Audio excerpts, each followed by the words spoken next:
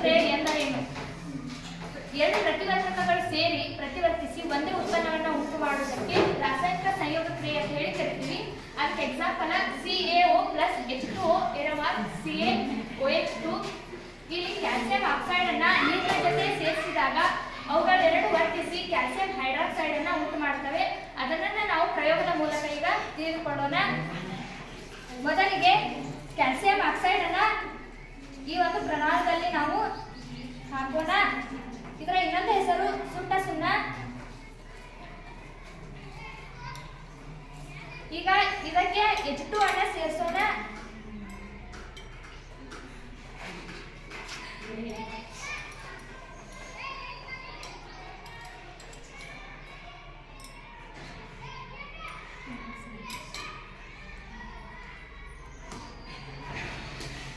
ಈಗ ಇವೆರಡು ಪ್ರತಿವರ್ತಿಸಿ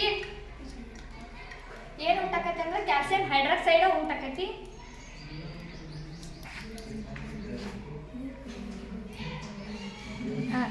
ಈಗ ನಾವು ಸುಟ್ಟ ಸುಣ್ಣ ಮತ್ತು ನೀರನ್ನು ಹಾಕಿದಾಗ ಎರಡು ವರ್ತಿಸಿ ಕ್ಯಾಲ್ಸಿಯಂ ಹೈಡ್ರಾಕ್ಸೈಡ್ ಉಂಟಾತು. ಇಲ್ಲಿ ಎರಡು ಪ್ರತಿವರ್ತಕಗಳು ಸೇರಿ ಒಂದೇ ಉತ್ಪನ್ನ ಉಂಟಾತು. ಅದೇನಂದ್ರೆ ಕ್ಯಾಲ್ಸಿಯಂ ಹೈಡ್ರಾಕ್ಸೈಡ್.